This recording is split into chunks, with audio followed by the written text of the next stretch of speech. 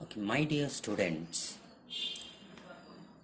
in my previous classes, I have taught you how to work transportation problem using northwest corner method, least cost method, and Vogel's approximation method. In fact, to solve transportation problem, the step 1, as I have already taught you, is to check if the problem is a balanced transportation problem, which I have taught in my previous classes, and you can also get my video. Now, after checking out whether the problem is a balanced problem in step 1, then in step 2, we try to find out the initial basic feasible solution using the 3 methods: northwest corner method, least cost method, and we can also use Vogel's approximation method. After step 2, we get a solution, a total cost. Normally, Vogel's approximation method is preferred because that gives a better solution compared to the other 2 methods. Assuming that we take Vogel's approximation method as a method to compute the transportation cost, we'll try to find out what we have to do in the step 3. In step 3, there's something we do called as check for degeneracy. This check for degeneracy is very important. Now in this, before going to check for degeneracy, I want to show you what allocations we had made earlier, and using VAM method we had found out the initial transportation cost. The total cost is 3,550.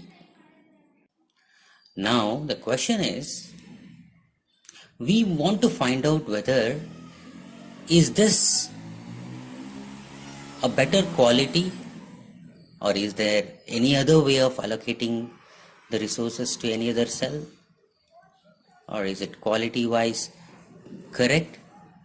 Initially, to check whether the quality is okay, we make a check called as degeneracy check. In fact, degeneracy dictionary meaning is lower in quality.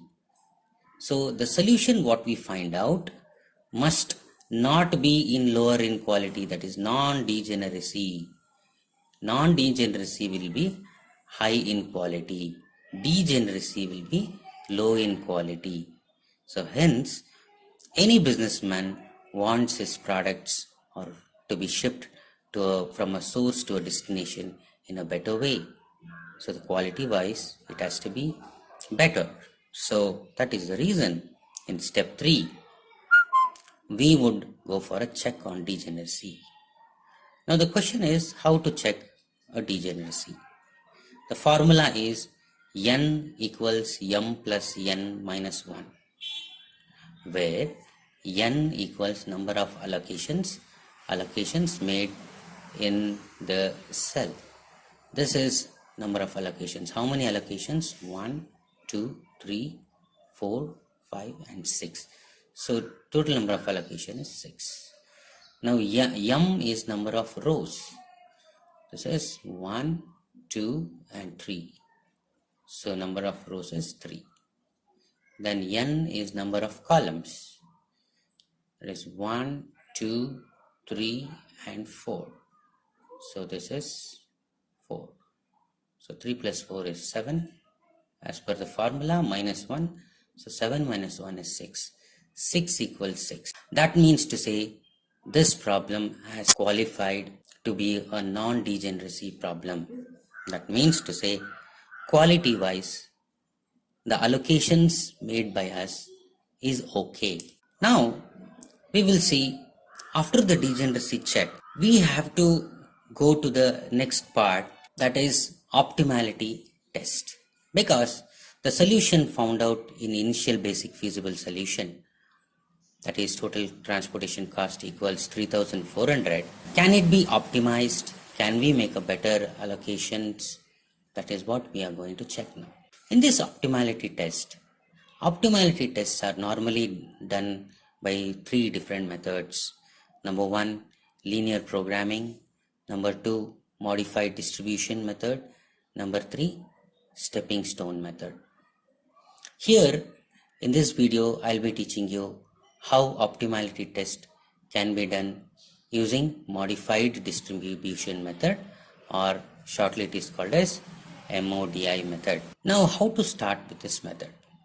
In fact, modified distribution method is also called as UV method because we use variables U's and V's, U's in the row for the rows and V's for the column. For the first row, we take a variable called as U1, second row we take a variable called as U2, and for a third row we take a variable called as U3. Similarly, for the first column V1, second column V2, third column V3, and fourth column V4. Hence, we call this method as UV method. How to proceed is our next question. Now, to proceed with the optimality test, we have to make an assumption. An assumption has to be made initially for one of the variables, either U1, U2, U3 or V1, V2, V3 has to be assumed as 0. Without assuming any one of these variable as 0, we cannot proceed using modified distribution method. Now here, how to select which of this parameter has to be allocated 0 among these 7 variables?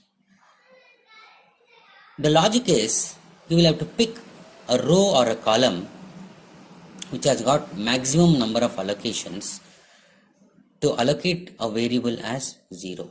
Here U1 has got just one allocation in that row, U2 has got 1, 2, 3 allocations, U3 has got 1, 2 allocations, and V1 has got 1, V2 has got 1 and 2, V3 has got 1 and 2, and V4 has got 1. But we can observe now here that U2 is having 3 allocations. So hence we will assume U2 as equal to 0. Very important. Normally students make a mistake in allocating the variable as 0 and end up doing wrong in the problem. Now to work on, there is a formula to find out the value of U's and V's. Initially we have assumed U2 as 0 and we have to find the values of U1, U3 and V1, V2, V3, V4. For that, and there are two formulas. First I will be talking about the formula for occupied cells. Occupied cells are the cells which are allocated with quantities. For example, this cell. It is first row, second column, second row, first column, second row, second column, second row, third column, third row, third column, third row, fourth column. All these are cells which are occupied. So we will find out the value for occupied cell through which we can find out the value of U1 and U3 and all these variables. First we will work for occupied cell, then I will tell you what to do later. For occupied cells,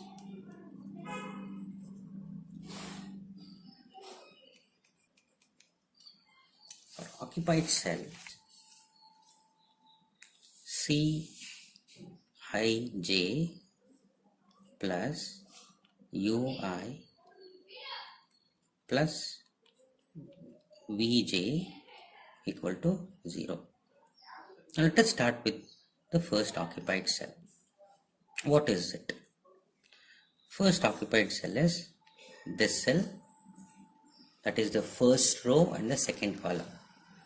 So C first row, second column, J stands for column, I stands for rows, plus U1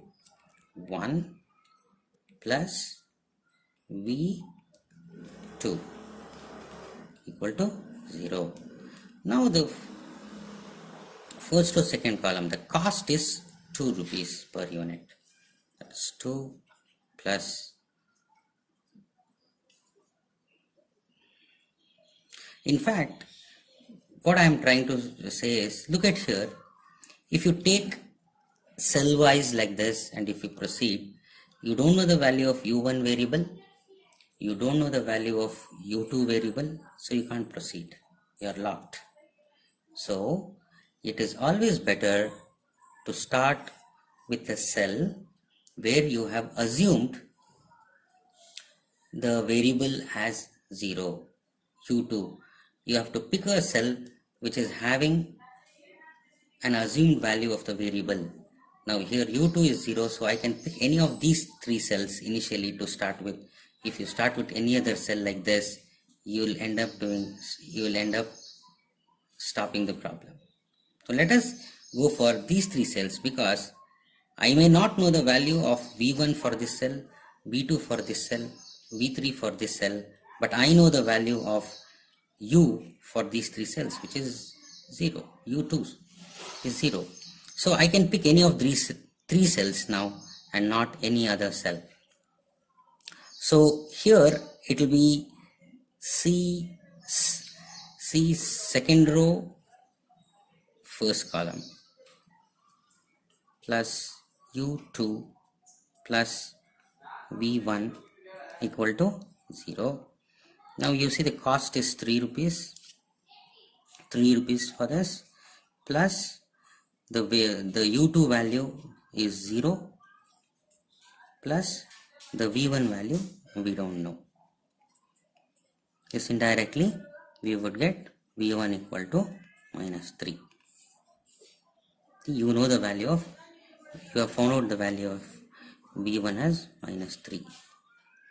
Now next we will find out for this cell, because if I calculate for this, I will find the value of v2, which will help me in solving this later. So let us find out the value of v2 here.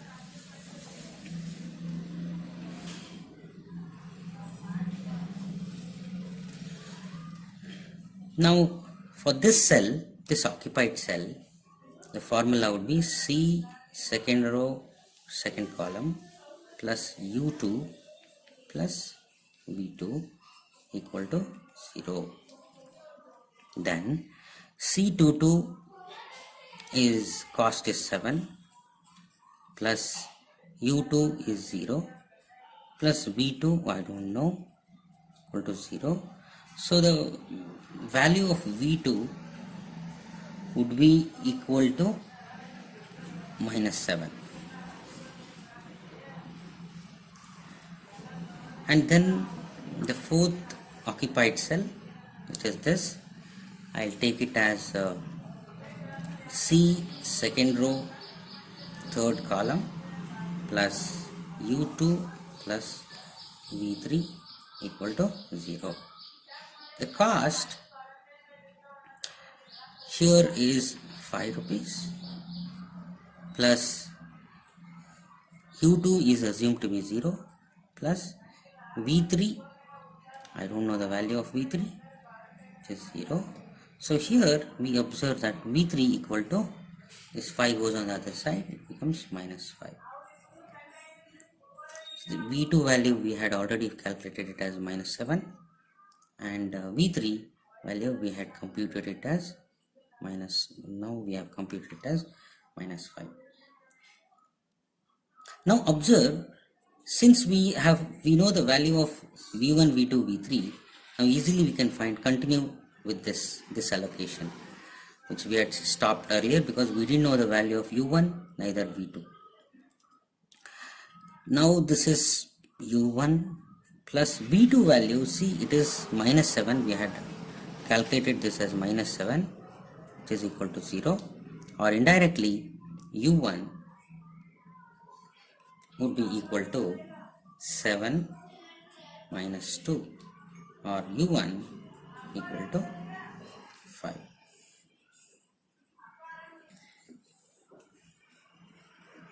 Now we will go for the Next, other variables which we have not computed. We have computed u1 equal to 5 and we don't know the value of u3 and v4. To compute that, we will go for this cell. So then we will find out the value of u3 through attempting for this cell, this occupied cell, which is C third row third column plus u3 plus v3 equal to 0. Now the cost of this cell is 3 plus u3 value I don't know, so I'll write u3 as it is, plus the value v3 I know it has -5. So u3 value would be 5 minus 3, or u3 would be 2. u3 would be 2.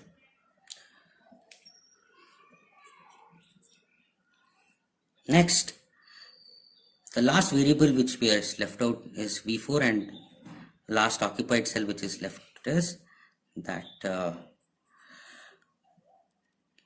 cell number 3 or third row and fourth column plus u3 plus v4 equal to 0.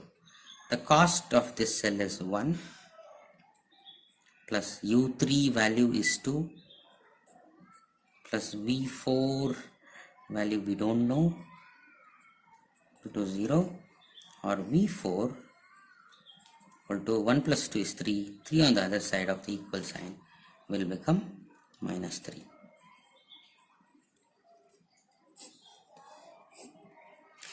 Now observe, now we have found out the value of all the variables u and v. Now the logic of modified distribution method is, we find the values of u's and v's initially for occupied cells, and then we go for unoccupied cells, because when we compute the values for unoccupied cells, the opportunity cost, that is Cij bar, must all be positive. If all the opportunity costs are positive, only then it means we have reached optimal solution. Otherwise, we will have to again go through a method called as stepping stone method, which I'll teach later. Now let us proceed with how to tackle with unoccupied cells. For unoccupied cells, we will compute the opportunity cost. The opportunity cost is represented as Cij bar. The formula is Cij bar equals Cij plus Ui plus Vj. Now we have to find out the opportunity cost for all the unoccupied cells, because previously we found out the values of u and v using the formula for occupied cells. Now for unoccupied cells, we'll use this formula and check if we are getting all the opportunity cost as positive. If we don't get positive, then we will have to reallocate the locations or the resources using stepping stone method, and again go back to UV method or modified distribution method and find out whether we have got the optimal solution. Now let us check this opportunity cost. So for the first unoccupied cell, it is column first row first column, which is C first row first column plus U first row plus V first column.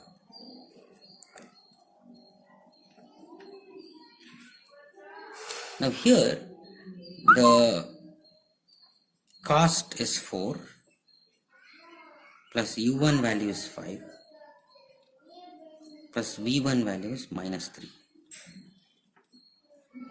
We find that C11 bar, value of C11 bar would be say 9 minus 3, 11 bar would be 6. This is positive. So okay. Now let us go for the next unoccupied cell. That is this. Cell number, first row, third column. Opportunity cost would be C13 plus U1 plus third column. Now this is equal to, the cost is 7 plus 5, U1 value is 5 plus V3 value is minus 5. If you compute C13 bar, the cost would be 5 and minus 5 cancel, so it would be 7. So even the value of C13 is positive. The third unoccupied cell would be this, and that is cell number, first row and fourth column is equal to C14 plus U1 plus V4. Now we can observe the cost is 3 plus U1 value is 5 plus V4 value is minus 3. So plus 3 and minus 3 gets cancelled. So C14 bar is equal to 5. Observe, this is also positive. Now we'll check for the other unoccupied cells. This unoccupied cell we'll check. It is C second row fourth column equals C second row fourth column plus U2 plus V4. This is equal to, the cost is 8 plus U2 value, you have assumed it as 0, so I'll just put it again, V4 is minus 3. Again C24 opportunity cost would be 8 minus 3 would be how much? 5. Even this is positive. Now check the other unoccupied cell.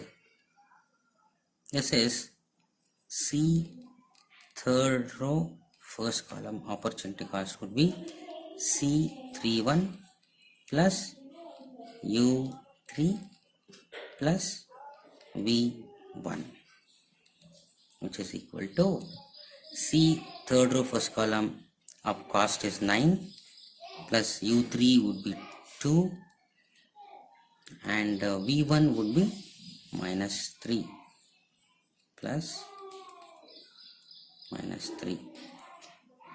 So this would be 11. 9 plus 2 is 11. 11 minus 3 would be 8. Even this is positive. We'll go for the last cell. Let us see if this is having any issues.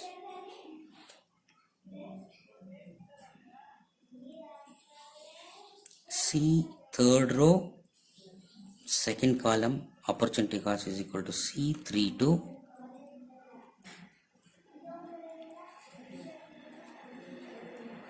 plus U3 plus V2. So this C32 bar opportunity cost would be, the cost of this cell is 4 plus U3 value is 2 and V2 value is minus 7. So this is equal to 6 minus 7 or C32 bar is equal to minus 1, which is negative. Since all the opportunities cost are not positive, the allocations done here is we can get a better allocation apart from this. That is the meaning when the any one of the opportunity cell is negative. Now how to fix this problem? Let us learn that. Now we will pick the cell which had got the negative value. We'll pick the cell which has got the negative value. Okay. Now how to work that problem? Let us see. This is third row, second column has got a negative value.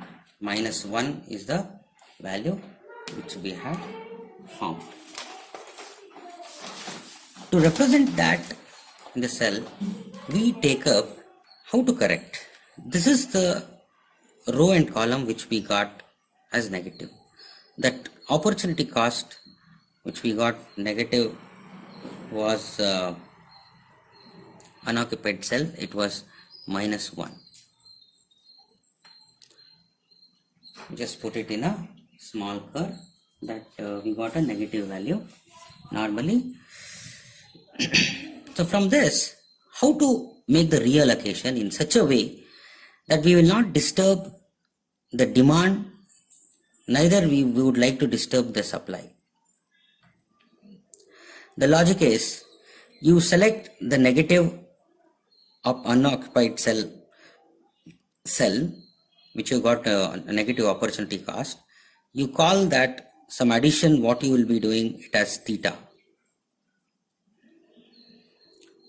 And you have to form a closed loop in such a way that you can only traverse in the cell and make a turn only in the occupied cell. For example, this is theta. This is from here I will travel. I am traveling. I observe that this is an occupied cell. And I can also turn left. This is an occupied cell. And I can also proceed further. This is an occupied cell. So I can also turn right because this is an occupied cell. So there are 3 routes for me to traverse. If, for example, if I turn left, I'll turn left, there is an occupied cell. As I told you, only in an occupied cell you can make a turn. I want to make a turn to left, it is an unoccupied cell. I want to make a turn to the right, there is an unoccupied cell. So there is no meaning in turning to left. Now if I proceed further straight, want to make a turn here, then I will proceed here, no doubt. Then I want to make a turn either to left, because there are only 2 options. It is an unoccupied cell, and if possible I can turn to right, but this is an unoccupied cell. So hence the path cannot be traversed further. So even traveling there has no meaning. Now let us look into the third option. I went here, traveled from this cell to this cell. As soon as I make a turn and I find there is another occupied cell, that means this is a better path to travel. So when turning, I will enter this as theta, and this has to be the opposite value of theta value, and that theta is the allocations to be added so that we compensate for the negativity of the opportunity cost. Now we go here to this cell, and again this is an occupied cell, and if I have to take a left I can't because it is an unoccupied cell. Straight I can't go because it is an unoccupied cell. And now if I turn to my right here, I am going to an occupied cell. So immediately as I make a turn, I will write plus theta. And this theta value has to be added to this 100 allocations. This theta value has to be subtracted from this 150 allocations. And that is the meaning actually. Now again you will go back here to this cell, and you see it is an occupied cell. Again you make a turn. When you're making a turn, this is the minus theta and your loop is complete. This means to say, here I can take the next cell, the traveling path's next cell is 150. I will shift that, this 150 will be the value of this theta. So here theta value will be equal to 150 for this cell. So the allocation of 150 has moved from this cell to this cell. So this from 150, now you know that you have taken theta value as 150. So 150 minus theta, because theta is 150, 150 minus 150, the new value of this cell allocated will be 0. Here for this cell, 100 plus theta, theta value is 150. So the new value would be 100 plus 150, it would be 250. So 200 minus 150 would be just 50. Okay, observe theta minus theta, theta minus theta and back theta. So 200 minus theta, theta value is 150. So 200 minus 150 is 50. Observe now what is the total of this row. 150 plus 50 is 200, 200 plus 300 is 500. Now look at the column, 200 plus 150 is 400. Again 250 plus 50 is 300. This is 300. So this is how we have made a reallocation. Now keep an eye, now forget about these old numbers. You have to worry of only this is the newly allocated number for the cells. Now again, if you go and continue back with the modified distribution method,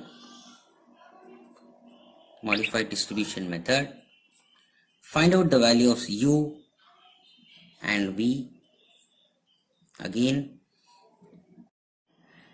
in the next round, the value of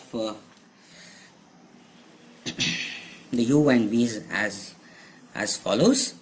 But here now the assumption of u and v will change. U, now look at the number of allocations in the first row, it is 1. Second row is 1 and 2. Oh no, this is gone, this is 0 actually, no allocation in this cell. 1 and 2.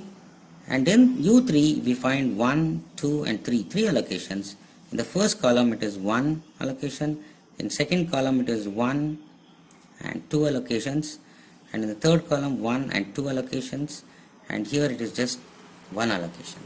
So the maximum number of allocations are in these 3, and that is this third row. So I will trigger out U3 as 0 now and compute the cost using the formula Cij for occupied cell plus Ui plus Vj equal to 0 for all the occupied cells. When you do so, assuming U3 equal to 0, if you compute for all the occupied cells, you would get the value of V2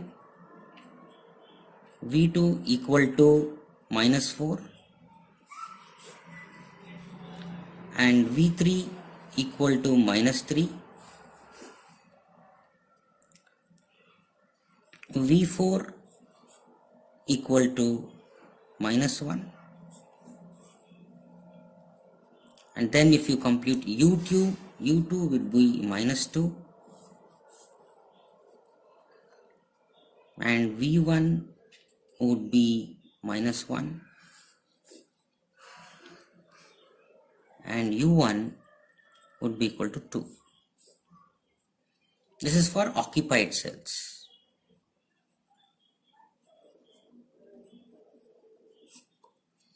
After that, if you substitute these values to find out the opportunity cost in the unoccupied cells,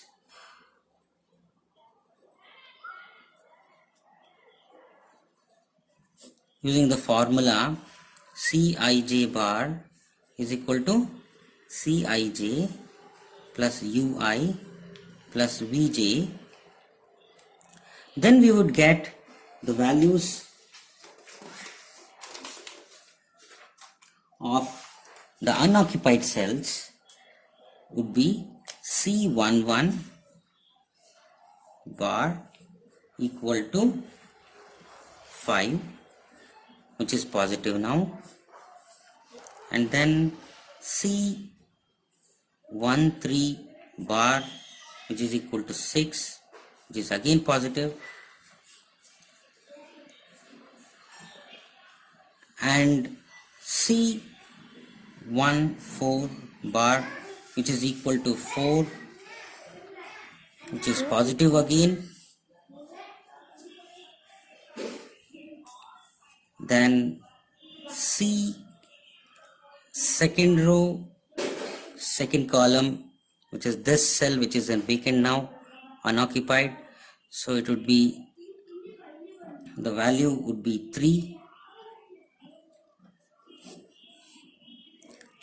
and C second row, fourth column opportunity cost, second row, fourth column opportunity cost would be 5, and this unoccupied last one is third row, first column, because all these three are filled. Third row, first column opportunity cost is 8 if you compute. Now look at, all these are positive. That means to say, now the reallocation done here is correct. This is the way we have to ship the products. So the total cost computation now would change like this. The total cost would be equal to 250 into 2 into 2 plus 200 into 3 plus 250 into 5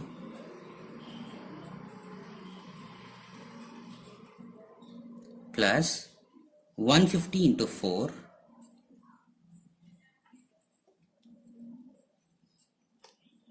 plus 50 into 3 plus 300 into 1.